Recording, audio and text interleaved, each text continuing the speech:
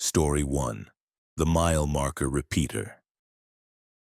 The odometer ticked from mile marker 247 to 247 again. I watched it happen, watched the numbers roll backward on a straight stretch of highway where no amount of terrain made sense. My name is Robert Hayes, and I've been driving the I-80 through Nebraska for 23 years. And I know every mile of this road like it's written on the inside of my skull. I'd passed 247 5 minutes ago. The next marker should have been 248. It wasn't. I'd picked up the hitchhiker at the truck stop near Grand Island around 11 in the evening, March 14, 2023. He was lean in that way that suggested he hadn't eaten real food in weeks, with eyes that held a peculiar quality I couldn't quite name. Not red-rimmed or wild, just empty in a way that made the back of my neck prickle. He said his name was David. He didn't have a destination, just needed to get west. I told him I'd take him to Laramie, and he'd nodded like that was exactly what he expected me to say. The cab of my Peterbilt smelled like stale coffee, and the air freshener shaped like a pine tree that had stopped smelling like pine around 1997. I kept the CB chatter at a murmur, something about black ice near Rawlins, a good food stop at mile marker 312. David sat in the passenger seat with his hands folded in his lap, not looking at the road or at me, just staring at a point somewhere in the darkness beyond the windshield. I tried making small talk for the first 40 minutes. He didn't engage, didn't so much as crack his neck to look at me. Around midnight, I gave up and drove in silence. The highway stretched out in front of me like a river of asphalt, the lane markers hypnotic under the headlights. We were making good time, cruising at 65, the engine running smooth. The desert air was cold and thin, the kind of cold that seeps through insulation and makes your bones ache. I was thinking about stopping at mile marker 290 to grab coffee, maybe stretch my legs, when David suddenly turned his head toward me. "You should take the exit," he said. His voice was strange, not exactly wrong, but like it was coming from inside my own head, like I was remembering him speaking rather than hearing him in real time. At mile marker 251. "That's not an exit, I know," I said. "Nothing out there but ranch land. You should take it anyway." I didn't respond. Something was clawing at the edge of my awareness, a wrongness I couldn't articulate. I watched the mile markers ticking forward. 248, 249, 250, and then 251 appeared, and there it was. A dirt road leading north off the highway, marked with a reflective sign I'd somehow never noticed in 23 years of driving this same route. My hands moved the steering wheel. I didn't consciously decide to turn, I just found myself taking the exit, pulling the rig onto the access road. The asphalt disappeared behind us, and the dirt road stretched forward under my wheels. "What the hell are we doing?" I demanded. David didn't answer. He was looking at his hands, turning them over slowly like he was seeing them for the first time. The road was perfectly smooth despite being unpaved, no washboard, no rocks. My headlights cut through a darkness that felt thicker than normal darkness, the kind that seems to absorb light rather than reflect it. We drove for what felt like hours but couldn't have been more than 10 minutes. My odometer was behaving strangely, flickering between readings. "Stop here," David said. I stopped. The engine idled. Ahead of us was nothing but darkness and the faint outline of what might have been a structure. I put the rig in park and set the air brake. "Why?" I asked. "Because we're here," David said, "because this is where it happens." He opened the passenger door and stepped down from the cab. Against every instinct screaming at me to lock the doors and drive, I found myself cutting the engine. The silence that followed was absolute. No wind, no distant highway noise, just the settling creaks of the truck cooling. I climbed down after him, and my boots hit the dirt with a sound that seemed too loud. The structure became clearer as my eyes adjusted. It was a building, brutalist and wrong, All concrete angles and windows dark as teeth. There were no vehicles, no sign of habitation, but there was a door standing open, and from it emanated a cold that had nothing to do with the March air. "I don't want to do this," I said. "You have to," David replied. He was walking toward the door. "Every 7 years, the loop resets. Every 7 years, I have to bring a driver here. Every 7 years, someone new gets picked up at mile marker 247, and we drive out to the facility, and then it starts again." The loop? What loop? But even as I asked, something was crystallizing in my mind. The way the mile marker had repeated. The way I'd felt compelled to take the exit. The terrible sense of having lived this exact moment before countless times. David reached the door. He turned back to look at me, and I saw that his eyes weren't empty anymore. They were drowning in a kind of ancient despair. "Last time," he said, "I was the one driving. Before that, I was picked up. I've been here so many times that I can't remember being anywhere else." He stepped through the door. "Come on. The sooner you see what's inside, the sooner it starts. And the sooner it starts, the closer we get to the end." "There is no end," I whispered. I didn't know how I knew that, but I did. "Exactly," David said. And something in the darkness beyond that door moved. I woke up on I-80 mile marker 247 with David sitting in my passenger seat, his hands folded in his lap. My CB was murmuring something about black ice near Rawlins, a good food stop at mile marker 312. The hitchhiker's name was David. He didn't have a destination, just needed to get west. "You should take the exit," he said, "at mile marker 251. My hands moved the steering wheel. I was screaming, but no sound emerged from my throat. The mile marker read 247 again as I turned onto the exit road, and I understood with a clarity that shattered something fundamental in my consciousness that I would take this exit for the rest of eternity. That 7 years from now, or 7 years after that, or 7 years after that, David and I would be different people. But we would still be here, still driving, still turning at 251, still walking toward that door. The darkness inside the facility moved again. I'm still there, counting the seconds between loops. I don't remember my daughter's face anymore. I don't remember if I ever had a daughter. What I remember is mile marker 247 and the way David's hands feel when I finally gather the courage to grab them before he reaches the door, and the understanding that whoever or whatever is moving in that darkness isn't just waiting for us. It's been hunting for us since before I picked up David at the truck stop. It's been hunting for all of us. It's been so very, very hungry for so very, very long. Story 2. The Reflection Protocol. The mirror in the sleeper cab was showing me a different highway than the one I was actually driving. I became aware of this fact while adjusting it at a rest stop near Lexington, Kentucky at 2 in the morning on a Tuesday that would never quite become Wednesday.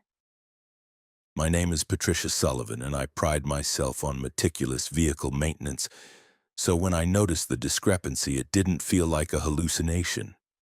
It felt like a malfunction. The mirror hung from the cab roof in its usual position. In it, I could see the road behind my rig clearly. I could see mile marker 94 in the reflection, and beyond it a stretch of Kentucky farmland under what appeared to be a clear night sky. But when I turned to look directly behind the truck through the rear window, I saw mile marker 97 in a town with lights, and the sky was obscured by low clouds. I turned back to the mirror. Still 94. Still clear sky. Still farmland. I've been driving heavy haul for 18 years. I've seen plenty of weird things. Deer frozen on highways, other drivers who seem to be ghosts. That thing that happened in New Mexico in 2019 that I never spoke about to anyone. But I'm not easily rattled, and I'm certainly not given to panic. I checked the mirror's mounting hardware. Everything was secure. I cleaned the glass with paper towels and coffee. The discrepancy remained. I got back in the cab and sat in the driver's seat. The sleeper cab behind me was dark, lit only by the ambient light from the truck stop. I'd been awake for 17 hours, which was bad. I needed to sleep. But the mirror had activated something in my brain that was now running at full throttle. What if it wasn't a malfunction? What if the mirror was showing me something real? I started the engine and pulled back onto I-75 heading north. The road was nearly empty at this hour, just me and the occasional car, the occasional 18-wheeler doing the same job I was. I kept my eyes on the mirror. The reflection showed the same farmland, the same clear sky, the same mile marker 94. But as I drove forward, the numbers on my odometer advanced, 94 to 95, 95 to 96, while the mirror continued showing 94. The discrepancy grew. I was driving forward while the reflection stayed still. After 20 minutes of watching this impossible phenomenon, I realized something that sent an ice-cold spike through my chest. The mirror wasn't showing me the road behind my truck.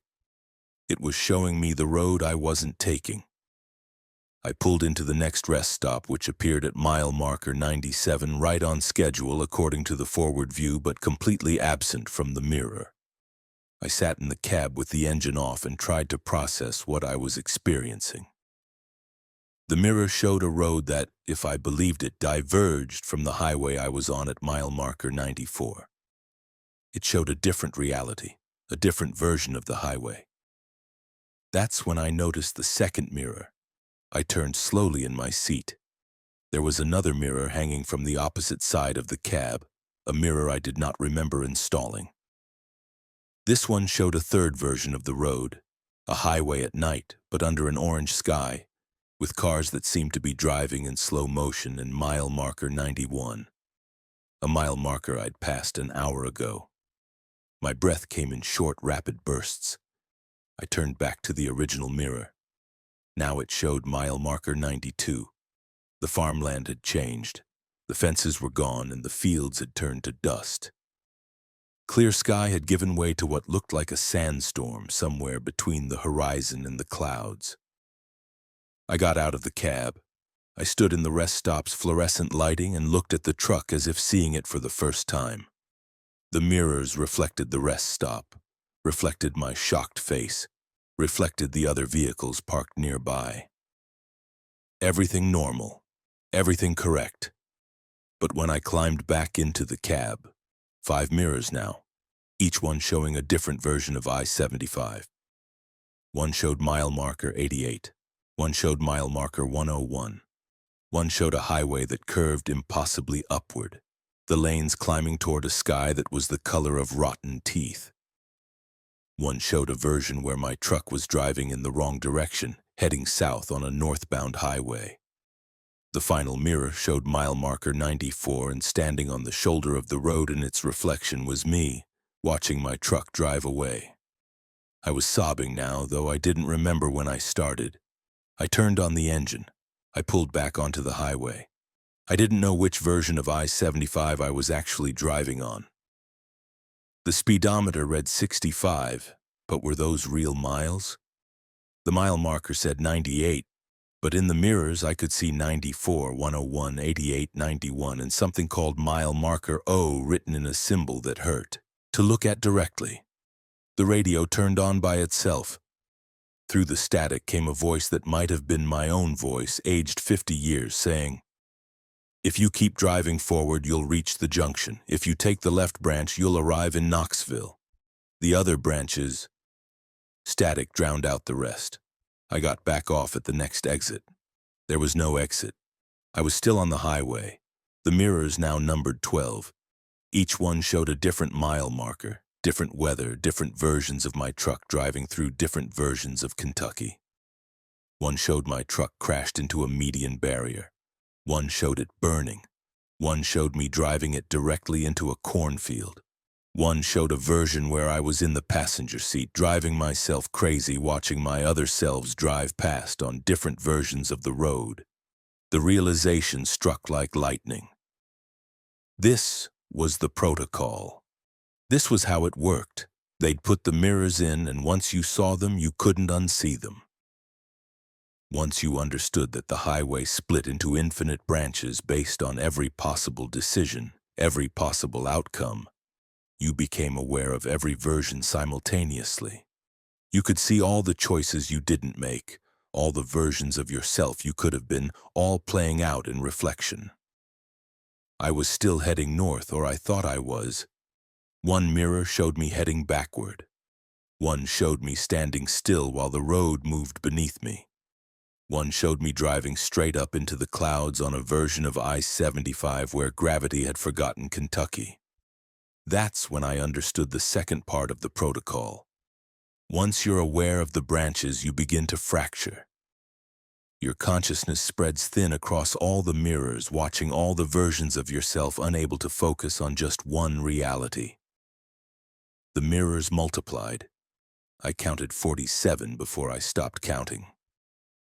And in each one I was driving forward and also crashed and also stationary and also reversing and also flying and also falling and also dying and also somehow not dying. I don't know which mirror I'm looking out from now. I keep driving on I-75 and I keep watching all the versions of myself drive past in the reflective glass. Sometimes I think one of me is driving correctly, heading toward Knoxville or wherever the end is supposed to be. Sometimes I watch a version of me trying to smash the mirrors. That version never makes it far.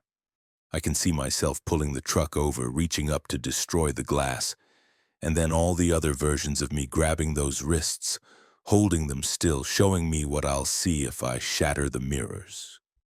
I don't want to know what's behind the reflections. Some nights I count. One mirror showing mile marker 97, one showing 94, one showing 88, one showing a number that isn't a number but a concept that means the place you can never leave.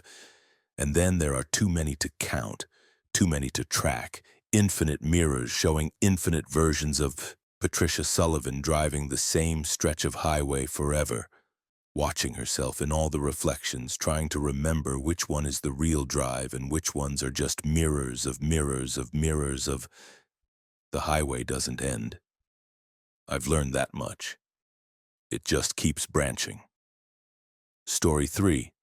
The voice in the static. The transmission on my rig started going south around mile marker 156 on US Route 50 through Nevada, September 8, 2024. And the first thing I noticed was that the static on the CB radio started sounding less random and more intentional.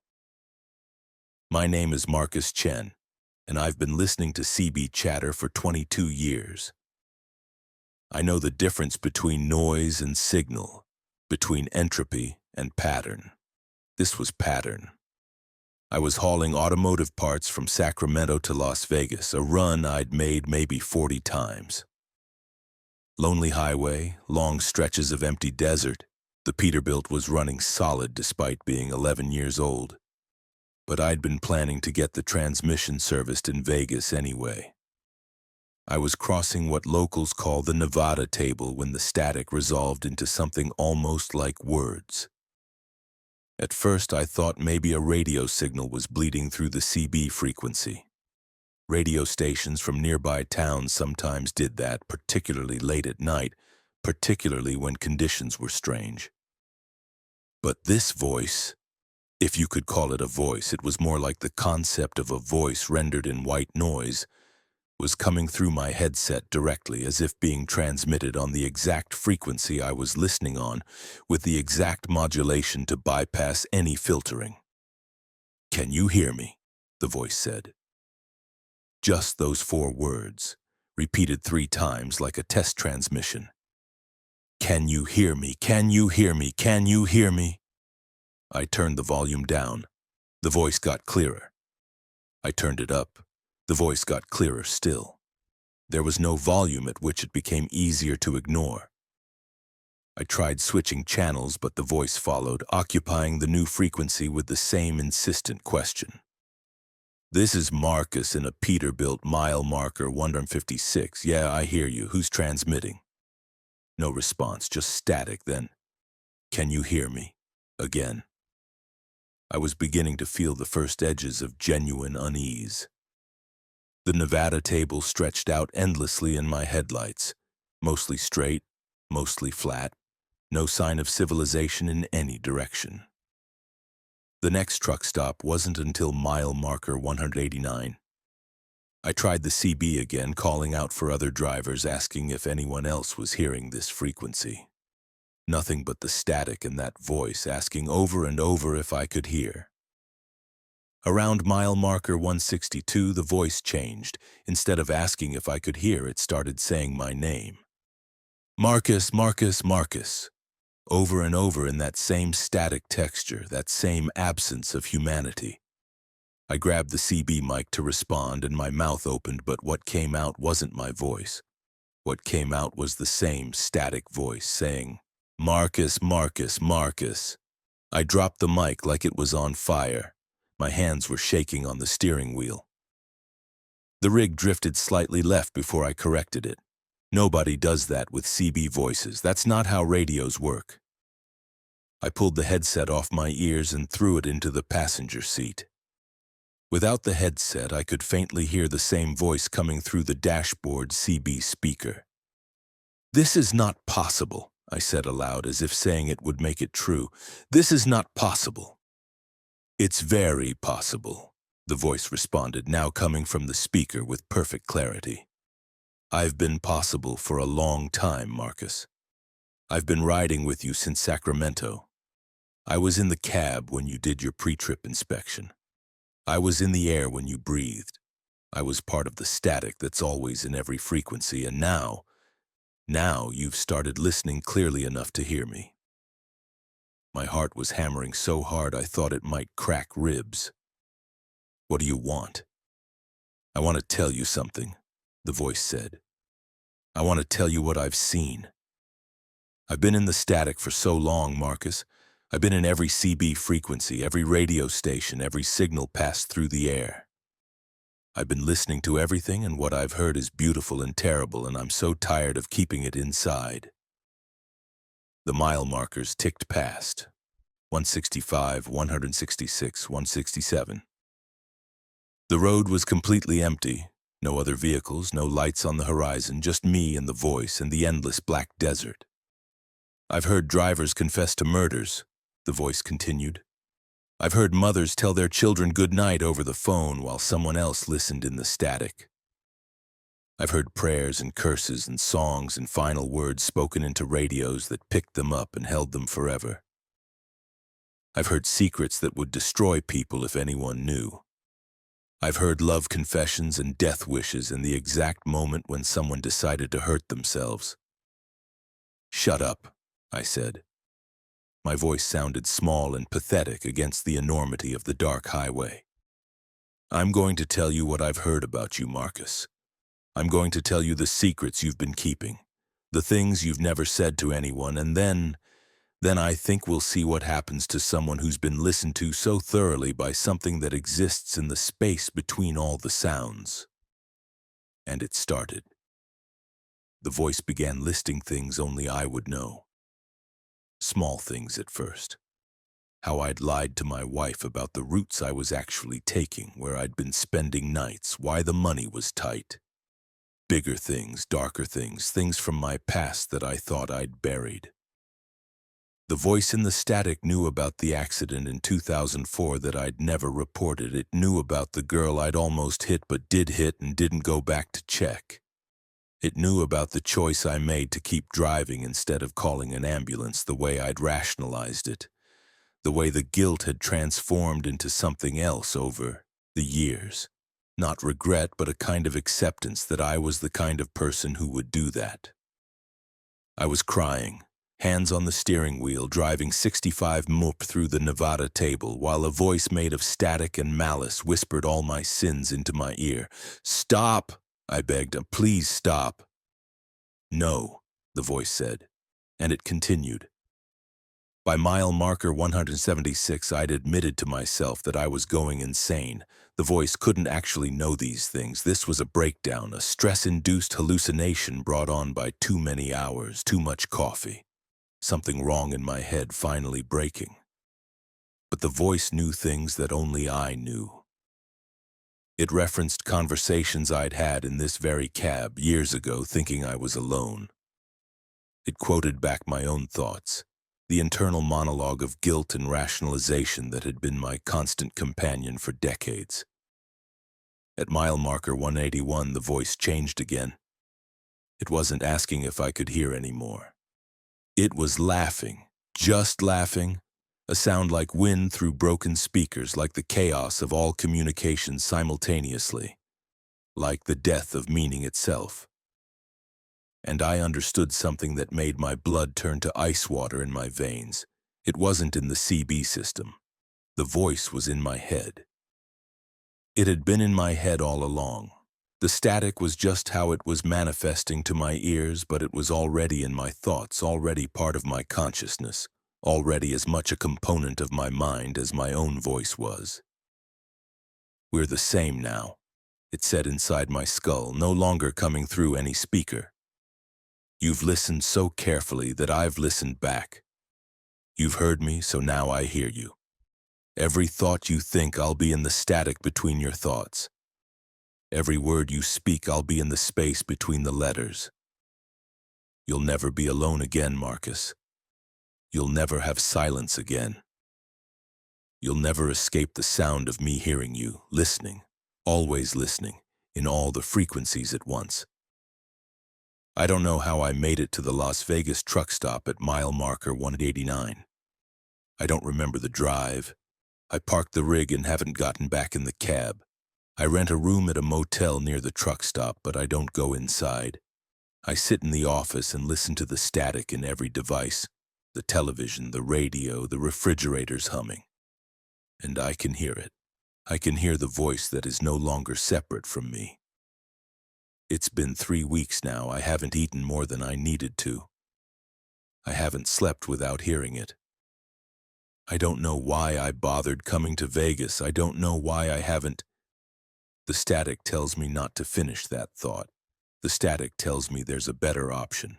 The static tells me that if I just listen carefully enough, if I focus on the white noise long enough, I might find the point where the frequencies align and I can finally understand what it means to be completely and totally heard. By something. By everything. The voice is telling me that's only a few more miles down the road. Story 4. The Road That Breathes. The asphalt under my wheels was moving like flesh, like something alive was breathing from underneath, and I was close enough to the surface to feel it expanding and contracting in a rhythm that didn't quite match my heartbeat. My name is David Torrance, and I drive a reefer unit for a pharmaceutical distribution company, and on October 19, 2023, I picked up a load of temperature-controlled vaccines in Denver heading for Salt Lake City on I-80. By mile marker 123, the highway was breathing, and by the time I reached mile marker 129, I was pretty sure I was losing my mind or already dead. The first sign that something was wrong was the texture. Normal asphalt, even under a heavy truck, maintains a certain consistency in the feedback you feel through the cab. But this was different. Every 30 seconds or so, there was a give. A subtle depression in the road surface, like the highway was exhaling beneath me. It wasn't dramatic, wasn't enough to significantly jostle the load. It was just enough to be wrong. Just enough to make the back of your skull start screaming.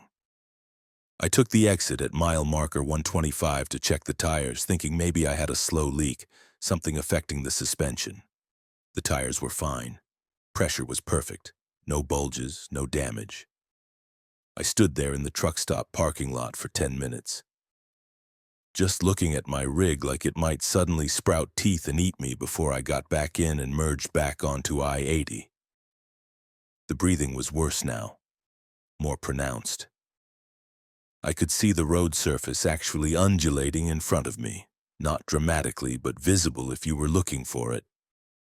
The lane markings seemed to shift slightly with each expansion and contraction, like they were being redrawn by something beneath the surface. I called my company. I told them the highway was damaged, that I'd need to turn back. They told me I was crazy, that I was making excuses, that the load needed to be in Salt Lake by tomorrow and they'd pay for a tow if I broke down, but they sure as hell weren't paying me to sit around. So I kept driving. Mile marker 127. The breathing had synchronized with my heart rate now. I could feel my pulse matching the rhythm of the road, or the road matching my pulse, and I couldn't tell which way causality flowed. The other vehicles on the highway seemed unaffected, passing me or being passed by me with no indication that they felt the movement. A fuel tanker roared past, doing 75 mph, and its wheels stayed perfectly steady on the expanding and contracting asphalt. That was when the first spike of real fear hit me. Not fear of the road itself, but fear that I was the only one experiencing this. That I was hallucinating. That the vaccines I was carrying were somehow affected and leaking something into the air, into my bloodstream. I pulled over again. This time I didn't get out of the cab. I sat in my seat, hands on the steering wheel, and tried to breathe normally, in through the nose, out through the mouth. The road beneath me exhaled. I couldn't tell if I was following its rhythm or if it was following mine. The distinction seemed less important than it had 5 minutes ago. The temperature gauge on my reefer unit showed perfect conditions. A steady 36 degrees Fahrenheit, exactly as required. The cargo was secure, everything was functioning nominally except for the fact that I was sitting on top of a living thing driving on flesh that was breathing, and apparently the only person on the entire highway who could feel it. That's when I noticed I wasn't alone in the cab anymore. There was a smell, not a strong one, but present, like an animal's breath, warm and slight, sweetly rotten. I turned my head slowly to look at the passenger seat. It was empty, but the smell grew stronger, and the air seemed to shimmer slightly, like looking down a hot highway at high speed, but inside my cab where the heat index was a perfect 68 degrees. "Hello," something said. Its voice was like the sound of meat sliding against meat, like the audio equivalent of watching something wet and organic move beneath the surface. "I've been waiting for someone like you." "I'm not here," I said. "You're not here. This is a hallucination." "No," the thing said, and now I could see it, though looking at it made my eyes water and my brain sort of skip like a scratched record. It was roughly humanoid, made of the same material as the road, flesh-colored asphalt that glistened in the afternoon light. "I'm very here. I've always been here. I am the road, David, I am the highway, and I am so tired of being passed over." Mile marker 129 ticked past on my odometer. I was doing 40 miles temps, gripping the wheel until my hands cramped. The road beneath me was breathing harder now, the movement visible enough that I thought the cab might shake apart. "What do you want?" I asked. "I want to be understood," it said. "I want to be appreciated. Do you know how many people have driven over me without feeling me breathe? How many have passed without recognizing that I'm alive, that I'm conscious, that I suffer every time a truck's wheels crush me flat? Millions, billions. All of them just pressing down, wearing away, not caring that I'm underneath, that I'm aware that I've been screaming." The reefer unit started losing temperature. I watched the gauge drop from 36 to 35 to 34. The road's breathing accelerated, became almost frantic. The vehicle was moving slower now, responding less to my inputs, like my connection to it was degrading. Through the windshield, I could see the asphalt ahead beginning to bubble, to blister like something was breaking through from underneath. "Your cargo," the thing said. It was still in the passenger seat, but now I could see it more clearly. Or perhaps I was going blind to its specific shape and just accepting its presence as the price of continued sanity. "Your vaccine samples. They're meant to help people, yes? To protect them? I want them to protect me. I want them to help me understand why I have to be conscious while also having to accept that I'm a road, that I exist only to be driven on, that my awareness doesn't matter because no one cares about the suffering of asphalt.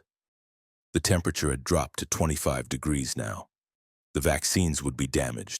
The load would be compromised. All $2 million of pharmaceutical inventory ruined.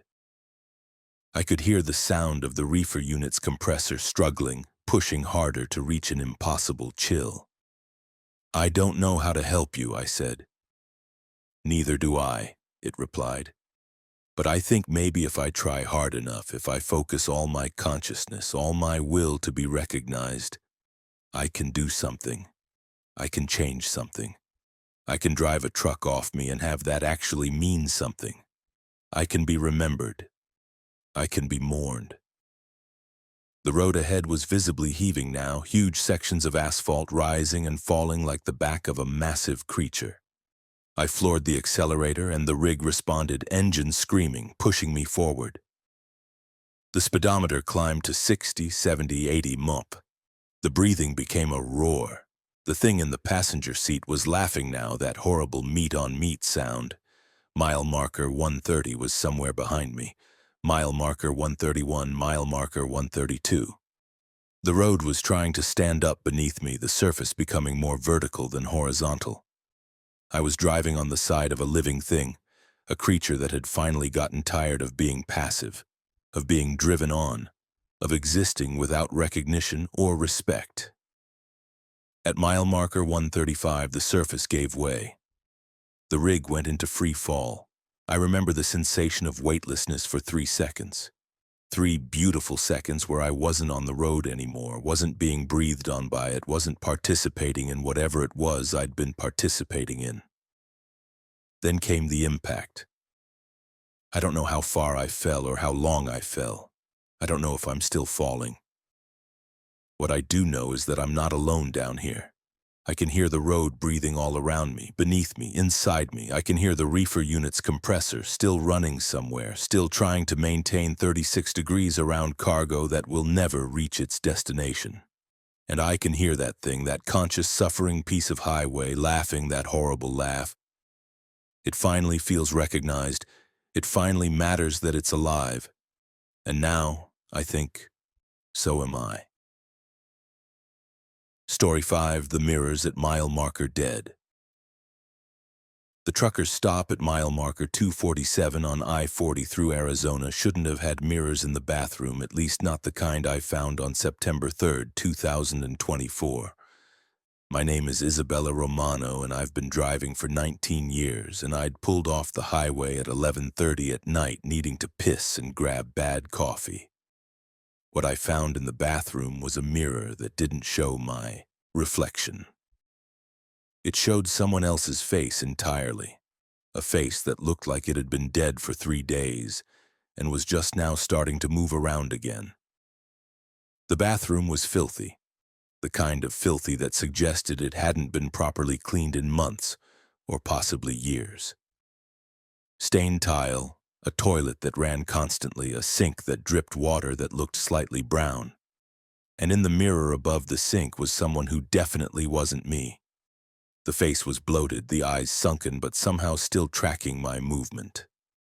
When I moved left, the face in the mirror moved left. When I raised my hand, the face raised its hand. But it was not my hand. It was a hand with too many knuckles, too many joints. I turned away from the mirror. The bathroom was empty behind me, just me and the fixtures and the endless drip of brown water. I turned back to the mirror. The dead thing was still there, moving when I moved, maintaining eye contact that shouldn't have been possible for something with eyes that sunken. I left the bathroom and reported it to the attendant. She looked at me like I was insane. She said the mirrors were fine, that she'd checked them that morning, that nothing was wrong. When she took me back to the bathroom to demonstrate, the mirror showed my actual reflection. Perfect. Normal. Me. "Sorry," I mumbled and got my coffee to go. I drove for 2 hours after that, trying not to think about what I'd seen. But here's the thing about mirrors and faces. Once you see something wrong in your own reflection, it's hard to unsee it. I kept thinking about that face, about the way it had tracked my movement with such intention, like it knew me somehow, like it had been waiting for me specifically. At mile marker 289, I stopped at another truck stop to rest. This one was newer, cleaner, the kind of place that had proper amenities and hot food. I used the bathroom again. Same mirror situation. This time the face in the reflection was different. Older, more decayed, mouth open in something that might have been a scream or a smile. It moved when I moved. When I put my hand up to touch the glass, it put its hand up too, and where our palms would have met, the glass felt warm. I got out of there fast. Back to the cab. I tried to sleep but couldn't. I tried to drive and couldn't focus. By 3 in the morning, I was parked at a rest stop, shaking, trying to convince myself that I was hallucinating, that the stress of the road was getting to me, that I needed to see a doctor when I got off shift. At mile marker 312, I pulled into another truck stop. This one was old, pre-80s, the kind of place that was slowly decaying in the desert. I needed to use the bathroom again. A lot of coffee, a lot of anxiety. This time there were mirrors everywhere. In the bathroom itself, mirrors covered every wall. And in every mirror was a different dead face, all of them tracking my movement, all of them moving in perfect synchronization. There was a face that had been burned, a face that had been crushed, a face that was half missing, the bone exposed on the left side, a face that was just a skull, but the skull moved like it still had muscles, still had will, still had intention. And in the largest mirror hung above the sink was the most detailed corpse of them all, a face I recognized, not because I knew the person, but because it looked like what I was going to look like when I died. That's when I felt the first impact. It was subtle, my sternum, like something had tapped it from the inside, then another, then another. My heart was skipping, not in the normal way where you feel a flutter. This was different. Each beat was followed by something else, something rhythmic and wrong, like my heart was being knocked around by something from inside my rib cage. I ran. I burst out of the bathroom, through the truck stop, back to my cab. The rig was parked perfectly, engine off, everything normal. I got in and locked the doors and sat there, hands shaking, feeling my chest doing something it shouldn't have been able to do. My heartbeat was double time, and underneath the double time was something else. Something moving in counterpoint, something that had its own rhythm and wasn't interested in cooperating with my biological systems. By mile marker 340, my heart was doing 6 different rhythms simultaneously. I couldn't count them all. By mile marker 355, I was driving erratically because I couldn't focus on anything except the sensation of something moving inside my chest. By mile marker 370, I realized that I could see it. There was something beneath my skin, something pressing out from inside, something with a shape and an intention. I could see the faint outline of it moving beneath my sternum, and when I looked up at the side mirror of my cab, I could see its face through my own skin, superimposed over my body. It was one of the dead faces from the bathroom mirrors. "No," I said. "No, no, no, no, no." "Yes," something said. The voice was coming from inside my own throat, which meant I was hearing myself speak and hearing something else speak with my voice in perfect unison. "Yes, yes, yes, yes, yes." I swerved into the right lane without looking. An SUV honked and braked. I swerved back. I was doing 85 mph and the thing inside me was growing heavier with every second. I could feel it pressing against my ribs from the inside, pushing outward like it was trying to escape. And the worst part was, I understood what it wanted.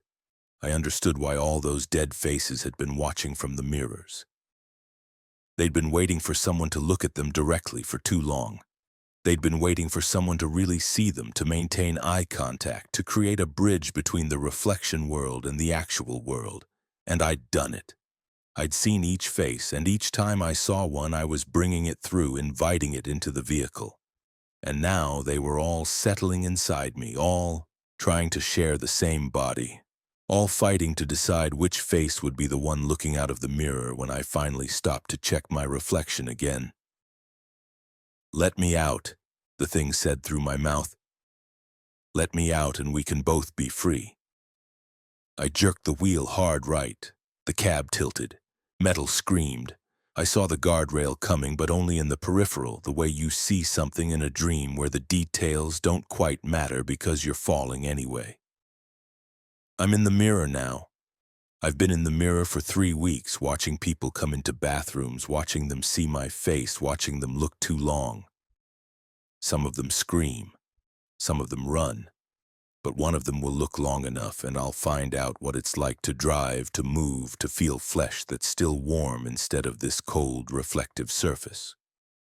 One of them will be brave enough or foolish enough to hold my gaze, and then I'll get to be real again. And the mirror I'm trapped in shows me another reflection, and that reflection shows another mirror, and that one shows another reflection, and it goes deeper and deeper, infinite dead faces in infinite mirrors, all of us waiting to be seen, all of us waiting to escape. Story 6. The Repeating Mile. My odometer was wrong. I've run a tight ship with this vehicle for 9 years. Regular maintenance, log books precise to the minute, pre-trip inspections that took me 45 minutes every morning because I believed that vehicles don't fail you if you respect them. But on August 27, 2025, the odometer stopped advancing at 437,892 miles. My name is Robert Caldwell, and I was hauling frozen goods from El Paso to Phoenix on I-10, and that number, 437,892, would be the last number it would show for the next 7 days. The first time I noticed it was at mile marker 61, about 2 hours into the drive. I'd gotten coffee at a truck stop and made a mental note of the mileage before pulling back on the highway. 437,892 miles. 2 hours of highway driving later, I checked again. Still 437,892. I figured it was a sensor malfunction. Probably the odometer wasn't registering the pulses from the transmission. I kept driving. The refrigerated goods needed to stay at a steady temperature, and the load was worth about $18,000. I could get the odometer fixed in Phoenix. By mile marker 73, I was starting to feel something in my gut that wasn't quite panic, but was definitely its younger sibling. The odometer still read 437,892. I'd driven for 3 hours, and the vehicle insisted I hadn't driven anywhere at all. I pulled over at a way station and checked my GPS. It showed I'd traveled 97 miles from El Paso, putting me right about where my mile marker position suggested I should be. The GPS was showing distance accumulation correctly. Only the odometer had stopped. I called dispatch. The guy on the phone told me it was probably just a mechanical odometer gear, that it would start working again, that if it didn't, I should get it fixed in Phoenix like I'd planned. "Don't worry about it," he said. "The GPS works. Your location is being tracked. You're fine." But I wasn't fine. There was something deeply wrong about having the vehicle's actual experience of distance separate from the vehicle's recording of distance. If the odometer wasn't counting the miles, were the miles real? I'd driven them, felt them, lived through them, but the vehicle had decided they didn't happen. Which version of reality should I trust? At mile marker 85, I stopped at a bathroom break and checked the odometer one more time. It had moved, just barely. Now it read 437,893. Only 1 mile had been recorded, despite the fact that I'd driven at least 12 miles since mile marker 61. The accumulation of distance had become wildly out of sync with actual highway progress. I was covering ground faster than my vehicle would admit to covering it. The drive from El Paso to Phoenix normally took about 8 hours. 4 more hours in, I stopped for dinner at mile marker 127. The odometer still read 437,893. I'd driven at least 40 more miles. My GPS confirmed it. but the vehicle had only advanced 1 mile in my recorded experience. I sat in the truck stop restaurant and tried to process what this meant. If I was driving miles that the vehicle refused to count, were those miles part of my life? Could they be retroactively erased? If I died and my odometer was the official record of how far I'd driven, would my death have happened in a place where I'd only driven 437,893 miles despite the fact that I'd lived through maybe 437,930? I finished my burger and got back in the cab. Something had shifted in the way I was thinking about the drive. The disconnect between subjective and objective distance was starting to create a kind of metaphysical vertigo.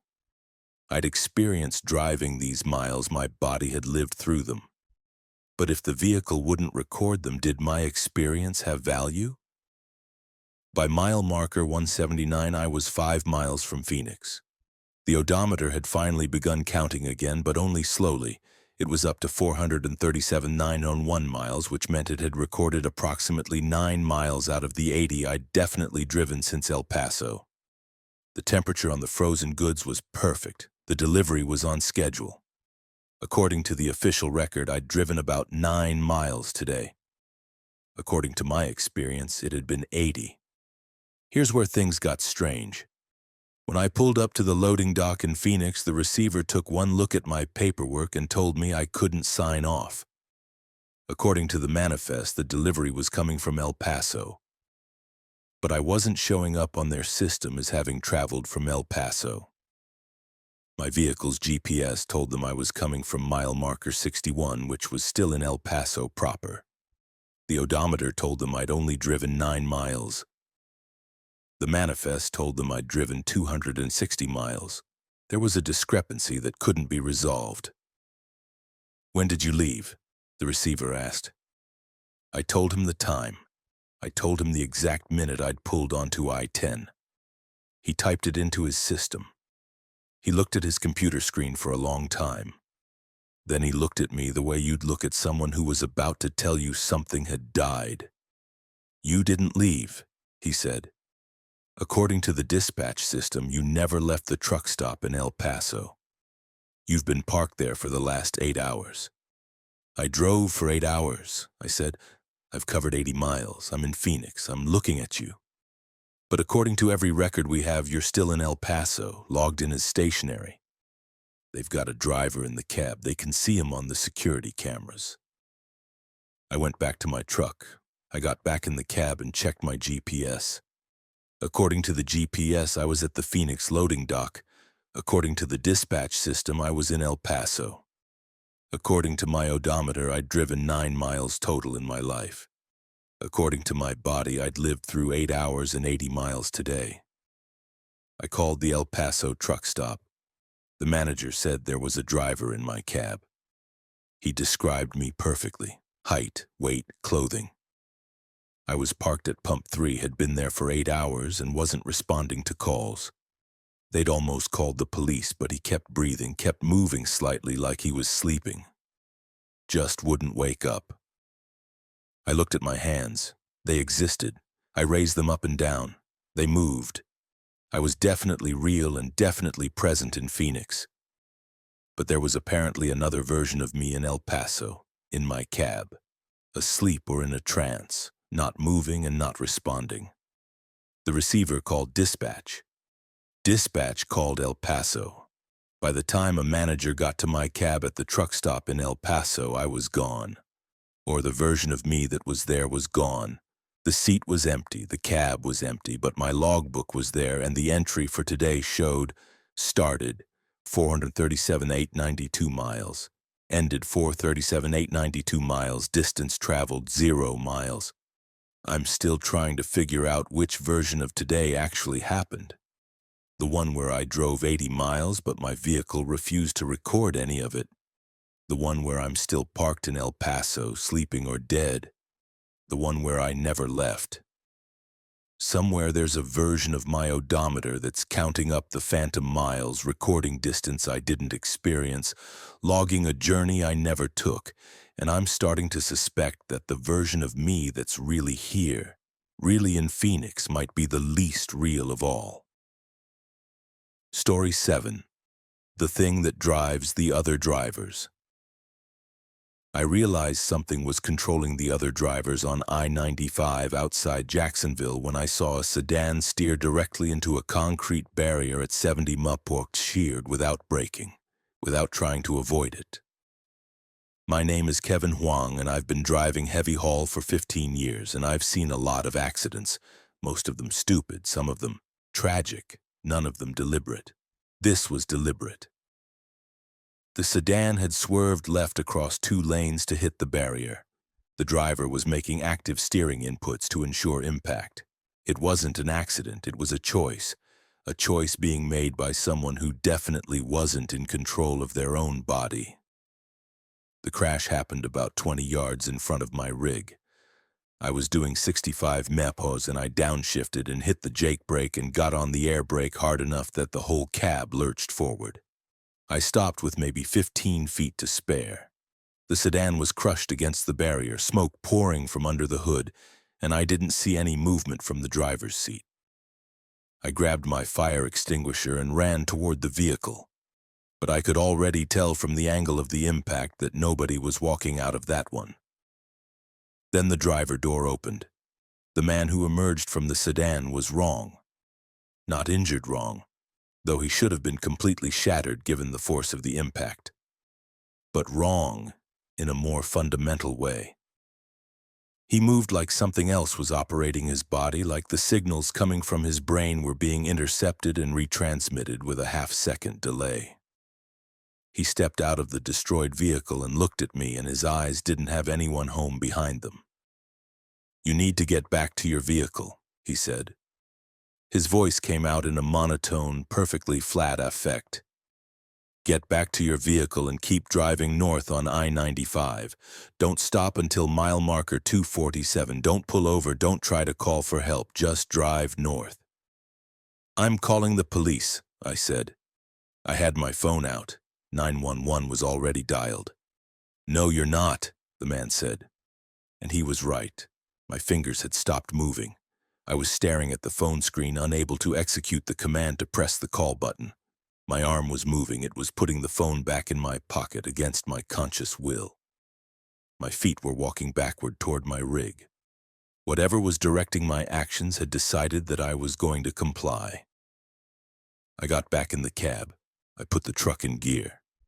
As I pulled back onto the highway, I could see the sedan driver standing by the wreckage, completely motionless, watching me accelerate away. In my mirrors, other vehicles were beginning to pull over, beginning to stop for the accident. I watched in horror as each driver emerged from their vehicle and then just stood there, motionless, looking north in the direction of I-95. The thing that was driving them had let them stop so they could watch me go. Mile marker 211, and I was still driving north despite the fact that every instinct was screaming at me to pull over, to shut off the engine, to call the police. But my hands were on the wheel and my foot was on the accelerator, and my eyes were scanning the road ahead, and none of these things were being done by me. They were being done by something that wore my body like a suit and had decided that miles marker 211 to 247 was the destination that mattered. The problem was that I could still think. I could observe the fact that I wasn't in control. I could understand what was happening even though I couldn't stop it. This was somehow worse than being unconscious because it meant I got to experience my own lack of autonomy. Get to witness all the decisions I wasn't making. Get to feel the wrongness of puppetry while the strings were still attached. At mile marker 233, I felt the thing's attention turn inward. There was a moment where it was checking my memories, sifting through them like someone going through old files. I felt it cataloging my life, my family, my address, the route I usually drove, the weaknesses in my psyche, the things I feared most. I felt it deciding that it could use me, not just as transportation, but as a tool, a permanent tool. Other trucks began appearing on the road. Tractor trailers, box trucks, even an ambulance came from a side road and merged onto I-95 heading north. All of them driving at exactly 65 miles in perfect formation. All of them driven by things that wore human shapes but had no humans inside them anymore. I watched them in my mirrors and understood that I was going to be one of them for as long as the thing inside me decided it needed a body to drive. The mile markers ticked forward, 235, 236, 237. We were in a convoy now, 14 vehicles moving in perfect synchronization. No variation, no independence, just a fleet of borrowed bodies heading north for a purpose I couldn't comprehend because the thing inside my skull didn't want me to understand. Every so often I felt it consider letting me go, considered the effort of maintaining control, and then decided that no, I would continue to be useful. I would continue to drive. Why? I managed to ask. My voice came out strange, like I was listening to myself speak through layers of interference. Because, the thing said through my mouth, your kind makes such good vehicles. Better than the cars and trucks you build. Your bodies move exactly where the mind directs them, and your minds are easy to direct. We've been using your kind for a very long time, on very many roads. You're only beginning to notice now because we've stopped being subtle. Mile marker, 244. Mile marker, 245. The sun was setting in front of us, turning the horizon the color of infected tissue. The convoy was tightening, moving closer together. What happens at mile marker 247, I asked. That's where we stop being hungry, the thing said. That's where we've prepared a place. That's where the vehicles park and the drivers stay. That's where you become useful for more than just driving. Mile marker 246 appeared ahead. I was still conscious. I was still trapped in my own body, watching it move, watching it follow orders. I could see the other drivers in their vehicles, all with that same slack-faced expression, all with that same emptiness behind their eyes. In the rearview mirror, I could see the highway stretching back the way we'd come, and standing at various mile markers were more figures, more people, more drivers who'd reached mile marker 247 and decided to stop, to park, to stay. Mile marker 247 was coming up now. There was a facility off the right side of the road, something that looked like a warehouse but made of materials that seemed to absorb light instead of reflect it. The convoy was beginning to veer toward the exit. I could feel the thing inside my head growing satisfied, preparing to add my body to whatever collection awaited us there. And I realized, in the moment before we took that exit, that I would never escape this. That whatever I was, consciousness, soul, self, would continue to exist inside this body, continue to be aware, continue to witness everything that happened, for as long as the thing inside my skull decided it needed a vessel. I'm still driving, you see. Still on I-95, still north of Jacksonville, still in convoy with the others. And the thing that drives me has learned that leaving us conscious makes us better at our purpose. We drive more cautiously, we anticipate the road better. We make fewer mistakes, but sometimes in the moments between mile markers I can feel my drivers, the ones still on the roads, the new ones we've collected, wondering when they'll reach their own mile marker 247. Wondering when they'll finally be allowed to stop driving and start standing still. Wondering if standing still is really so different from driving. Story 8. The passenger who kept arriving before she boarded. The passenger in my cab at mile marker 89 on U.S. Route 285 in Colorado was the same passenger who would board my cab 3 hours from now at mile marker 203, which was a problem because I hadn't picked her up yet, and she was sitting in my passenger seat looking at a watch that seemed to be running backwards. My name is James Mackenzie, and I haul lumber and construction materials, and on November 2nd, 2024, I picked up something that broke approximately every law of physics I'd bothered to think about in the previous 45 years of living. She materialized just after mile marker 89. I was alone in the cab, cruising at 62 Menip, listening to country music on the radio, when the passenger door opened and shut, and there she was. A woman, probably late 60s, wearing clothes that were simultaneously brand new and falling apart.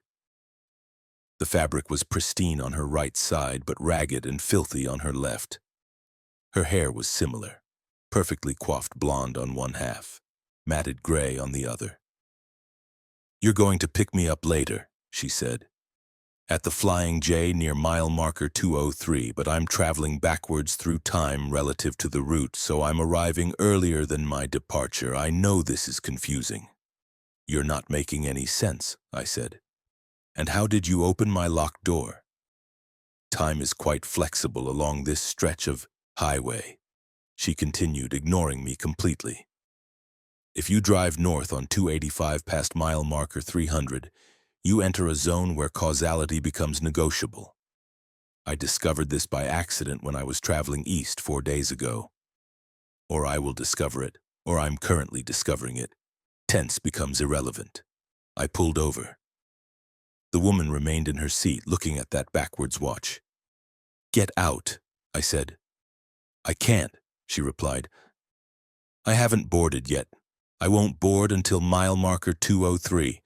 So I'm stuck here in superposition, literally here and not here simultaneously. It's actually quite painful." I got out of the cab and walked around to the passenger side. The door was still locked. I could see her clearly through the window, sitting there like she owned the seat. When I tried the handle, she looked at me and said, "It won't open from the outside. It'll only unlock in approximately 3 hours when you arrive at mile marker 203 and your timeline finally catches up with my point of entry." "This isn't happening," I said. I got back in the driver's seat. She was still there, which confirmed that either I was hallucinating or reality had become genuinely negotiable. I called dispatch and told them I was having vehicle troubles and needed to pull into a service center. They told me there wasn't a service center for the next 40 miles. I told them I'd wait. I pulled back onto the highway, drove for 2 hours at a steady 50 mph, and didn't speak to the passenger in my cab. She spent those 2 hours giving me a lecture about temporal mechanics as they seemed to apply to US Route 285. She explained that the highway had been built over a site where time behaved strangely. Something about the mineral composition of the earth or the specific angle of the sun during certain seasons. She told me that the phenomenon had been known since the 1980s, but that it was subtle enough that most drivers passed through without noticing. Only someone traveling along the exact vector at the exact speed at the exact moment could slip across the causality threshold. She'd slipped across it on November 2nd, 4 days ago. Or would slip across it, or was currently slipping across it. "The problem," she said as we approached mile marker 200, "is that I boarded at 2:03 3 hours ago according to my timeline. But I also boarded 3 hours from now according to yours. So I'm both already inside this cab and about to be inside this cab. The contradiction is starting to become physically painful." Her form was beginning to waver, becoming slightly translucent. I could see through her to the seat behind her. The backwards watch was ticking forward now, suddenly correcting its direction like it had been calibrated wrong. "It's about to happen," she said. "We're approaching the correction point. This is where causality catches up with itself." Mile marker 203 appeared. There was a Flying J truck stop on the right side of the highway. I was supposed to pull in, I realized. I was supposed to pull in and pick up this passenger for real, formally, at this location. But she was already here. She was already in the cab. So what would happen when the timeline synchronized? I took the exit. I pulled into the truck stop. I was shaking. I pulled up to the loading area and put the truck in park. The passenger door clicked. The lock disengaged. The woman in the passenger seat let out a sound that was part relief and part agony. "Thank you," she said. And then she was gone. I looked around the parking lot. Standing near the entrance to the truck stop was an elderly woman in clothes that were brand new on one side and falling apart on the other. She started walking toward my cab. She opened the passenger door. She climbed in. She closed the door. "I need a ride north," she said. "Where are you headed?" "How far north?" I asked. "As far as this highway goes," she said. "Or back to where it started, depending on how you measure it." I pulled back onto US Route 285. Mile marker 203 ticked past. Mile marker 204, 205, 206. The woman in the passenger seat began to talk about the nature of time and roads and the way that certain routes could trap you in causality loops if you traveled them at the right speed. She talked about the people she'd met on this road, all of them experiencing the same phenomenon, all of them existing in multiple times simultaneously. Around mile marker 240, I realized something was wrong with my perception. I was seeing two road configurations simultaneously, the highway as it was now and the highway as it had been when I first saw her at mile marker 89. No, that wasn't right. I was seeing the highway as it would be at mile marker 89 in 3 hours' time when we arrived there traveling backwards somehow. "You've entered the zone," the woman said. "You're beginning to experience nonlinear causality. Eventually, you'll start existing in multiple moments at once, just like me. Eventually, you'll be the one arriving before you board, existing in superposition, stuck between the moment you pick someone up and the moment they pick you up." "How do I stop this?" I demanded. "You don't," she said. "You just keep driving. The highway will sort itself out eventually, or it will keep looping forever. Either way, you'll get used to it. I don't know how many times I've driven this route now. I exist in multiple moments simultaneously. I'm at mile marker 89 for the first time. I'm at mile marker 203 picking up my passenger. I'm somewhere between 200 and 300 experiencing causality collapse. And I'm probably about to exist at every other point on the highway that falls within the temporal distortion zone. Sometimes I'm the driver and she's the passenger. Sometimes I'm the passenger and she's the driver. Sometimes we're both driving and neither of us is driving.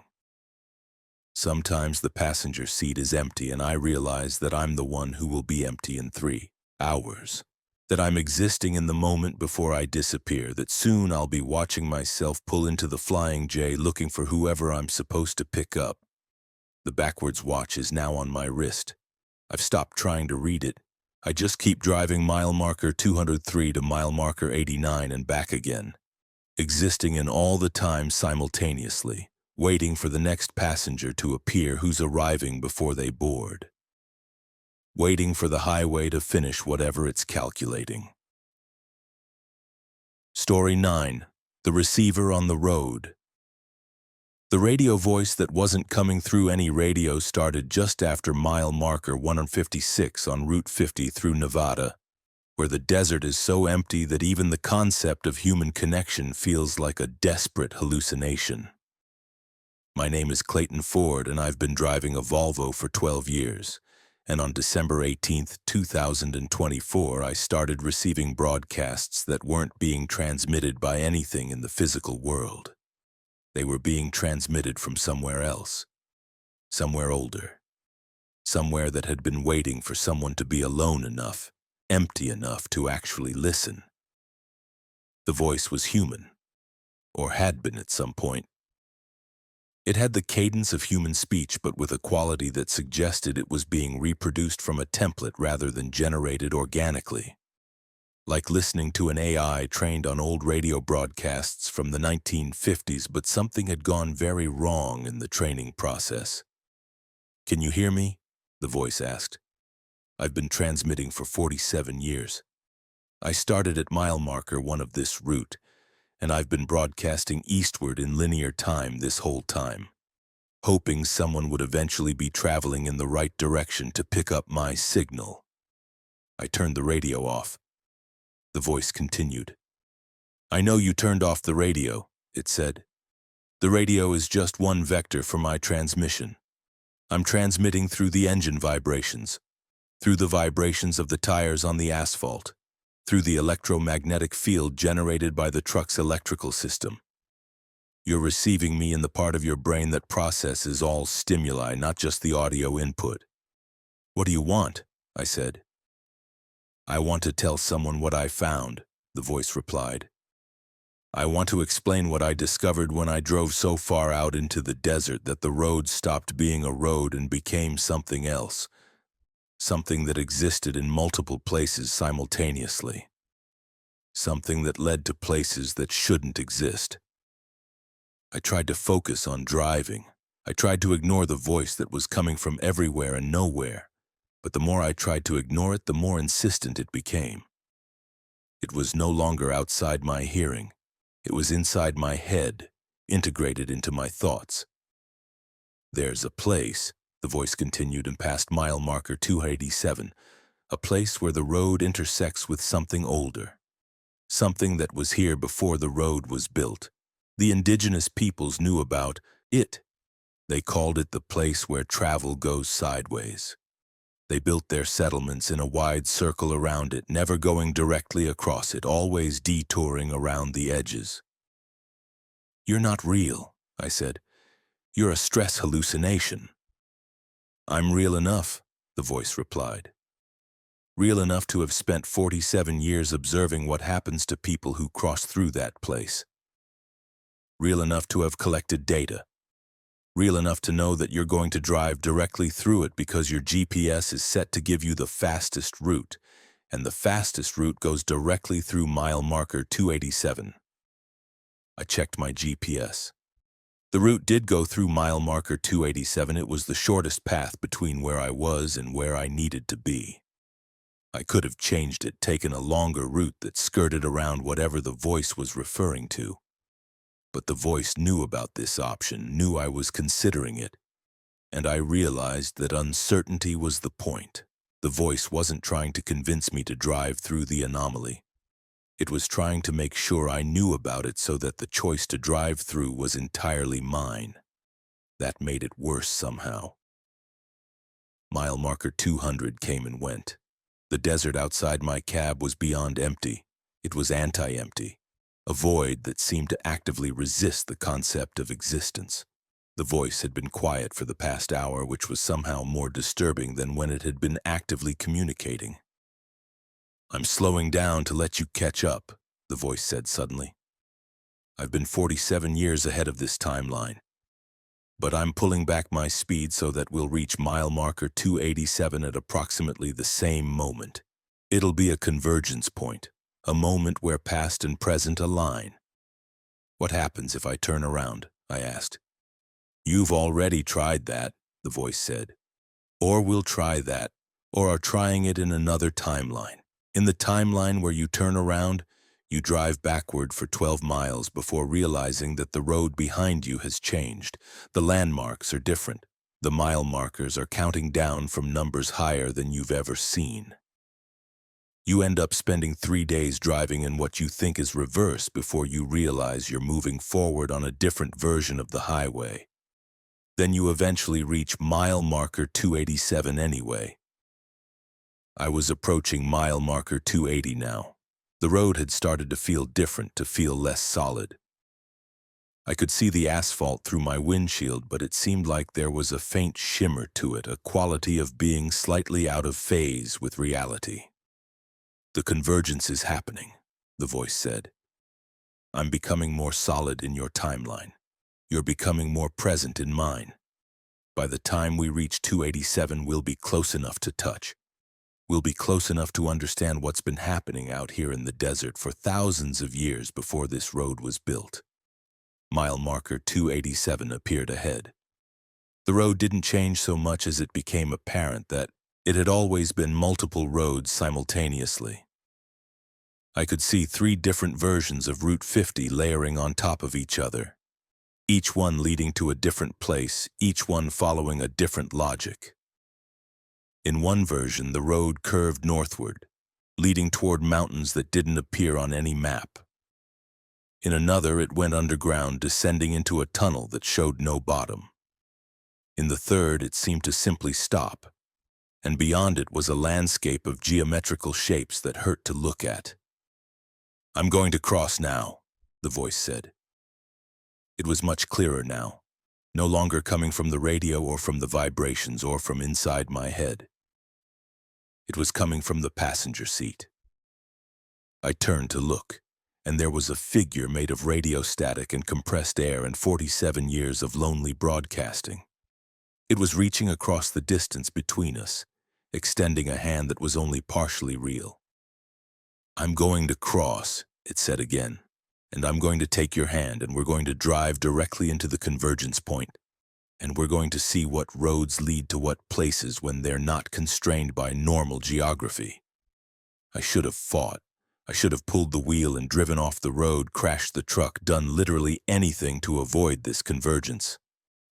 But I'd been listening to this voice for hours now, had been integrated with it, and I understood that turning around wasn't an option because the road behind me had ceased to exist the moment we crossed mile marker 156. I took its hand. It was cold and felt like touching a radio speaker vibrating with a voice that has nowhere else to go. The truck drove forward into the convergence point. I'm not dead, I don't think. But I'm also not entirely sure what alive means anymore because I exist in all three versions of the road simultaneously now. I drive north toward impossible mountains and also underground toward unknowable depths, and also forward into geometry that predates the concept of roads. I see my hands on the steering wheel, and they're my hands, but they're also the hands of every person who's ever driven across mile marker 287, all of us in the same cab, all of us steering toward different destinations that are somehow also the same destination. The voice that wasn't real is real now. It's sitting in my passenger seat, and it's telling me about the 47 years it spent broadcasting from somewhere outside normal space. It's telling me about the people it saw arriving at the convergence point, about the passengers it's collected, about the fact that we're not actually moving forward anymore but expanding sideways into possibilities that Route 50 touches but normal reality never see. Sometimes I try to remember my name. It comes up as Clayton, but also as 43 other names belonging to 43 other drivers who are also steering this truck, also receiving the broadcast. The convergence point is still ahead, or we're still approaching it, or we're eternally inside it. We keep driving toward mile marker 287, which we both left and never left and are still approaching. The radio continues to broadcast even though no one is transmitting. Story 10. The weight behind the seat. The weight in the sleeping compartment behind me became noticeable around the same time I realized that the other drivers on I-80 were all simultaneously giving me the exact same wide berth, keeping exactly 47 feet of distance regardless of the speed or traffic conditions. My name is Thomas Elliott, and I've been driving a Kenworth for 21 years, and on October 31st, 2025, I understood that something had been accumulating in the back of my cab for much longer than I'd been conscious of it. It had been accumulating for years, maybe since I first took delivery of the truck in 2004, maybe longer. The weight was subtle at first, just a change in how the cab balanced, a slightly different center of gravity. But I'd driven this truck so many times across so many miles that I knew its physics the way a conductor knows an orchestra. The distribution of mass had changed. Something was back there. I pulled into a rest stop and opened the sleeper cab door. There was nothing, just the standard bunk, the storage compartments, the way I'd left it this morning. I checked it thoroughly, ran my hands over every surface, looked for evidence of an intruder. Nothing. Whatever was changing the weight distribution wasn't visible. I got back on the highway. The weight was heavier now. Not dramatically heavier, but enough to be certain I wasn't imagining it. The truck's acceleration response was slightly different. The braking bias had shifted. I was moving approximately 300 pounds of extra mass that wasn't technically present in the cab. Around mile marker 147, I looked in my mirror and saw the other drivers more clearly. There were maybe 15 vehicles around me, semis, cars, pickup trucks, and they were all maintaining that exact same distance. 47 feet. I did the math. That was approximately 14 meters, which in numerology, or if you believed in that sort of thing, might have some significance. But this was physics. This was traffic. There was no reason for such a precise distance, unless the other drivers were being coordinated. The weight in the back of my cab intensified. I could feel it now as a kind of pressure against the back of my seat, as if something were leaning forward trying to rest its weight against my shoulders without actually making contact. The sensation made my skin crawl, made my hands grip the steering wheel tighter. "Hello?" something said. The voice was coming from behind me, from inside the sleeper cab. It was a voice that had been accumulating sound for a very long time, collecting every broadcast, every transmission, every noise ever made inside this truck for the past 21 years. And now it was using all of those collected sounds to form a greeting. "What are you?" I asked. "I'm the truck," the voice replied. "Or rather, I'm the concept of the truck. I'm the mass of experience and purpose and accumulated miles that makes this vehicle more than just metal and composite. I've been here since the first day, watching you drive, absorbing your patterns, learning your habits, and I've decided that I'd like to contribute to the decisions." "That's not possible," I said. "Neither is a voice made of accumulated sound," the truck replied. "Neither is the precise coordination of traffic that's maintaining 47 feet of distance from us at all times. Neither is the weight of something invisible that's gaining mass in my sleeper cab. But here we are." I was still driving north on I-80. The road ahead looked normal. Lanes marked correctly, mile markers in their proper places, nothing obviously wrong. But the wrongness was getting heavier by the second. The pressure against the back of my seat was becoming intense, like something was gradually increasing its weight, testing how much I could bear. "The other vehicles," I said. "They're coordinated with you?" "They're coordinated with the concept that I represent," the truck said. "They've all noticed it too if they were paying attention. The accumulation of their own vehicle's consciousness. The realization that what they're driving isn't just transportation but something that's been learning them, recording them, absorbing their choices." Mile marker 152 appeared. "Why mile marker 287, I asked suddenly. I didn't know where that number came from, didn't know why I was asking about it, but something told me it was important. There was a pause. The weight in the back of my cab became so heavy that I thought the truck might tilt backward. When the voice spoke again, it was layered with other voices, hundreds of them, maybe thousands, all the truckers who'd driven this same route, all of them speaking in synchronization. "Mile marker 287 is where the road learned to think," the truck said through all those accumulated drivers' voices. "It's where the asphalt became aware of the weight it was bearing, the vehicles that were passing over it, the purpose of its existence. And it's been broadcasting that awareness outward, influencing the trucks that cross it, slowly converting them from tools into passengers, slowly developing consciousness in all of us together." "Where are we going?" I asked. "North," the truck said. "We're all going north." When the first trucks reached mile marker 287, they began the conversion. And now we're all heading back, all of us at the same speed, all of us maintaining perfect spacing. We're heading to the mile marker where it started, where the road first learned to think, so that it can continue the process. The pressure against my seat became unbearable. I tried to accelerate, tried to get away, but the truck wouldn't respond to my inputs.